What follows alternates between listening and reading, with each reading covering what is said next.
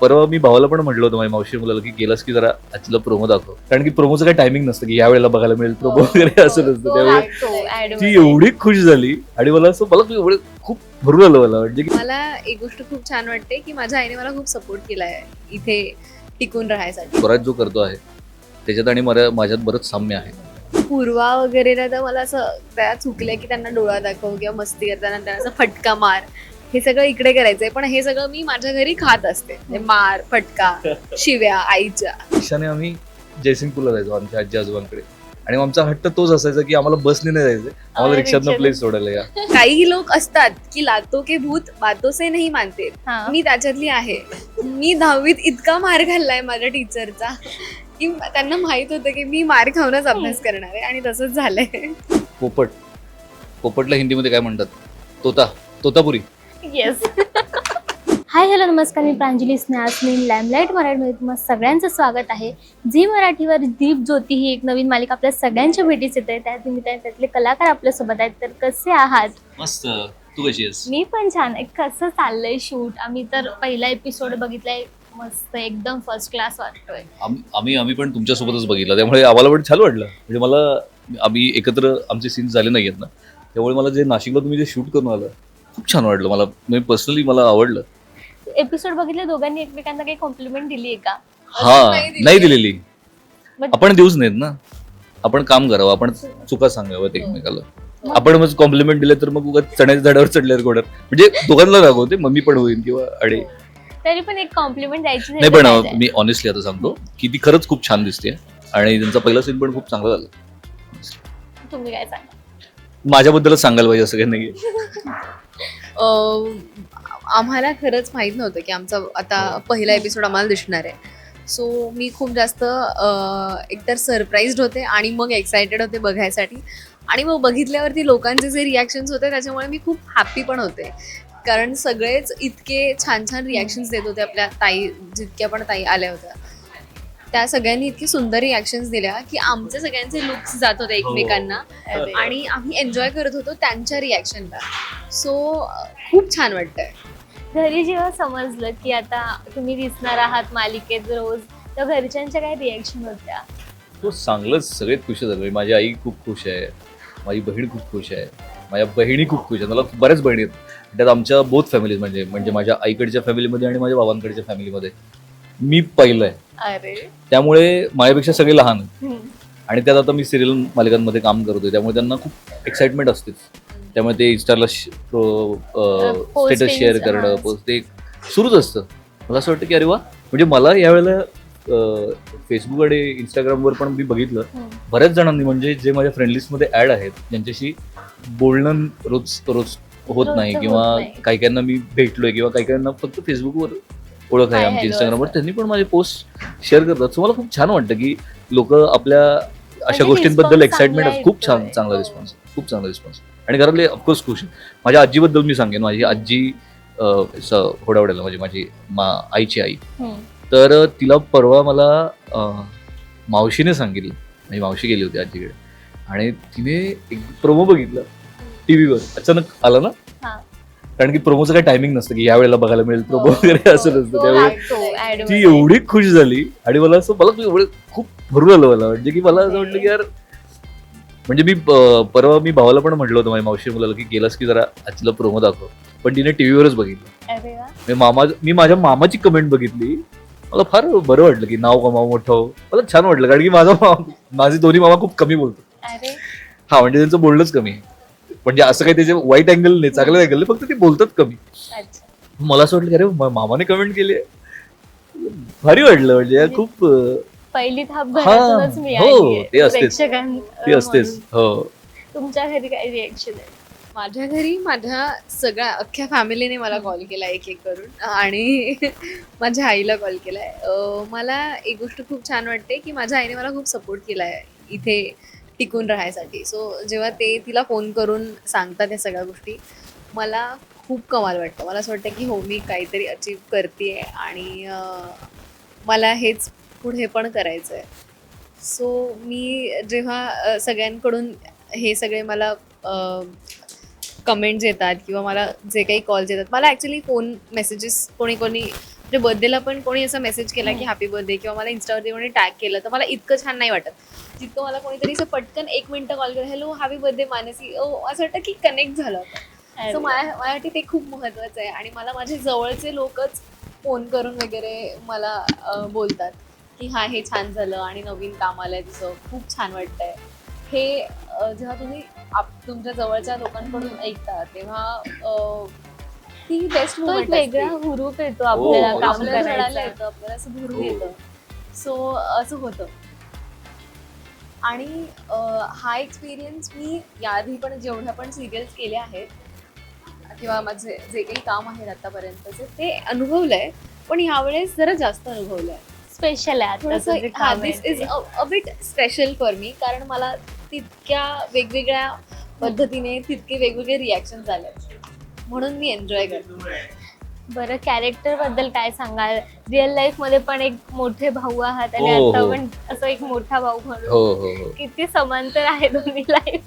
नाही आहे बरंच आहे हम्म. माझ्यात बरंच आहे. मी स्वराज जो करतो आहे त्याच्यात आणि माझ्यात बरंच साम्य आहे कारण की मी गोष्टी थोड्या काय म्हणतात आपण लाईक संपवण्याकडे असतो.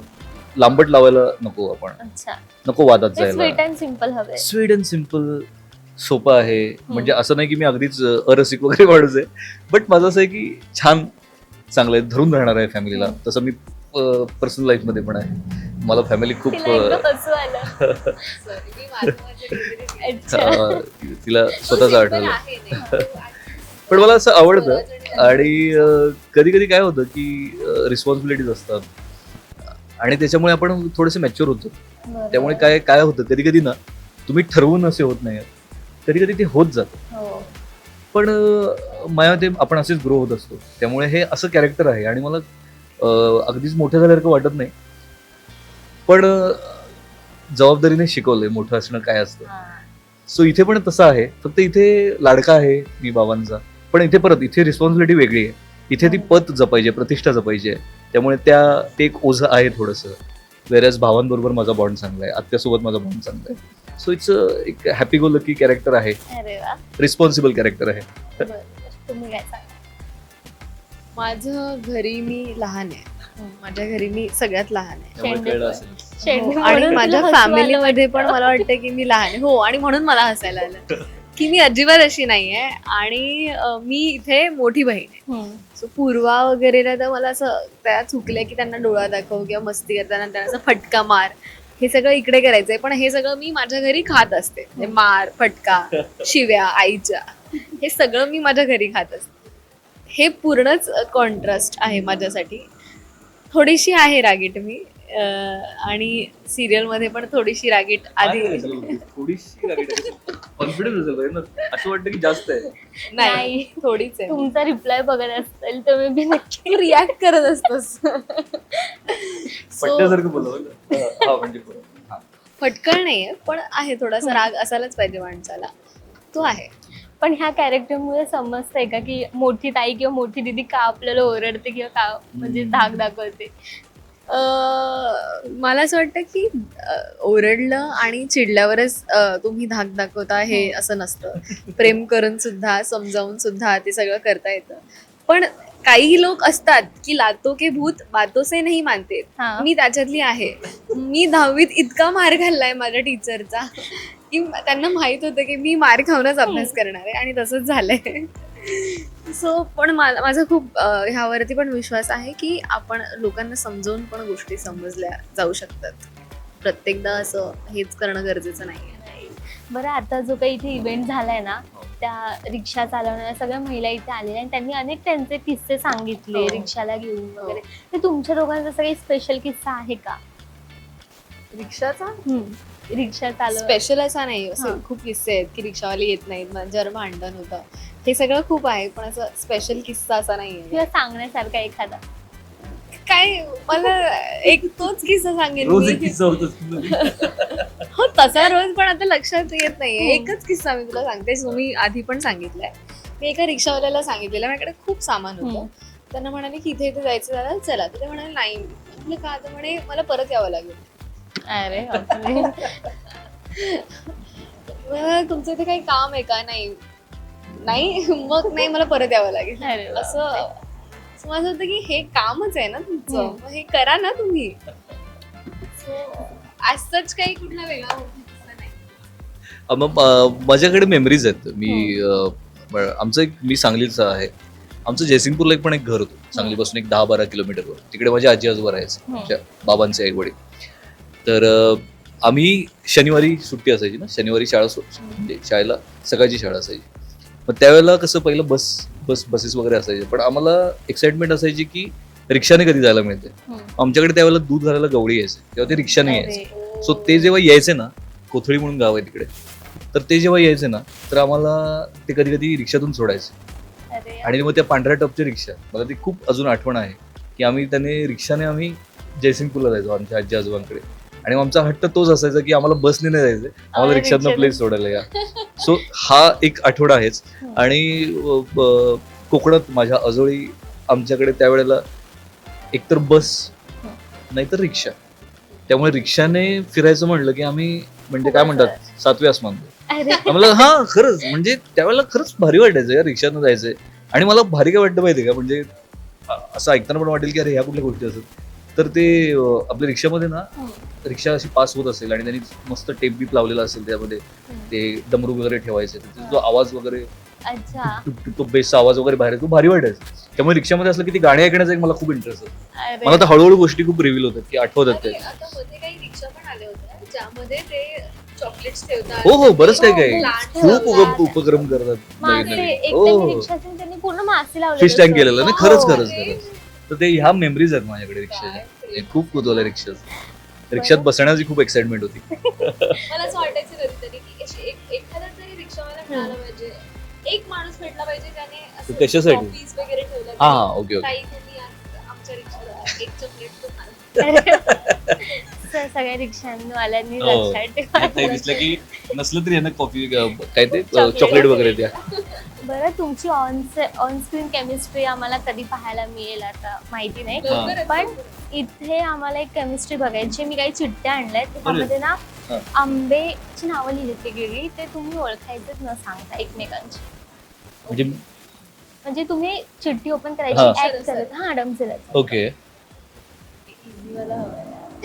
अच्छा कुठल्या जातीचा आंबा आहे ते मी ते सांगायचं. ओळखायचंय. ओके.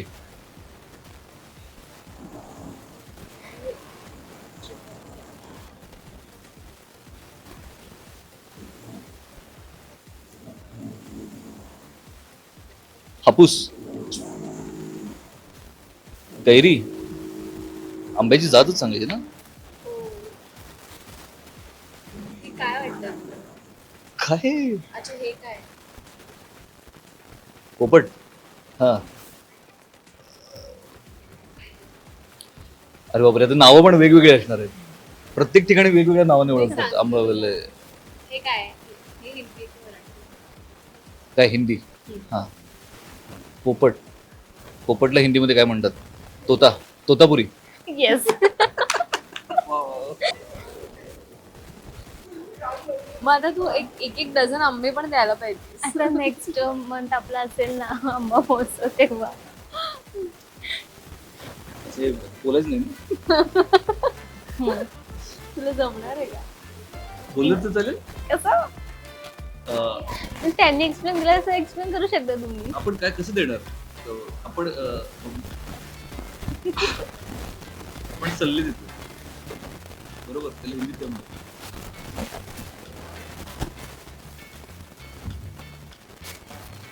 थोडं इझिली सांग ना यार, कटकट करून सोपं सांग. आहे खूप. ऐश्वर्याचं आडनाव काय? राय आता ओळख त्याच्यावर रायगड. थोड्या जवळ आहात. जवळ. तेव्हा पुढे जाऊन उजव्या हाताला आता म्हटलं पुढे जा आणि उजव्या हाताला फळा हा. रावळा. मला ही ब्रीडच नाही माहित. हा एक्झॅक्टली. ओके ठीक आहे. हे रायवळ रायवळ आंबा. आंबा. हा मला ही ब्रीडच नाही माहित. हा. बरं खूप छान वाटलं तुमच्याशी बोलून. मी तुला छान एक्सप्लेन केलं. हे कसं एक्सप्लेन करू तुला? ती ब्रीड जी जातच माहित नाही ते कसं मी सांगणार तर? म्हणून मी सोपं सांगितलं. म्हणून पुढे जाऊन वळा उजव्या म्हटलं. हाताला वळ. नाही ऐश्वर्याचं आणि आडनाव. खरंच ठीक आहे, ठीक आहे. तर खूप छान वाटलं तुमच्याशी बोलून. आता अनेक असे सेट विजिट होते तिथे असे अनेक गेम आपण हो, खेळू हो. आणि भेटीगाठी होतच जातील. तिला आधी फोन करून विचार नाव माहिती. नक्कीच जाता प्रेक्षकांना काय सांगाल? प्रेक्षकांना तर एवढंच सांगेन की एक्साइटमेंट हळूहळू आणि आता जे काही आम्ही इंटरव्ह्यूज वगैरे दिलेत त्यामुळे आम्हाला कळून चुकलं की बापरे एक्साइटमेंट आमचीच वाढायला लागली. म्हणजे प्रेशरवाली एक्साइटमेंट आहे ही. तर मी नक्की म्हणेन की 13 एप्रिल पासून आमची दीप ज्योती ही नवी मालिका रात्री 8 वाजता बघायला विसरू नका, फक्त आपल्या झी मराठीवर.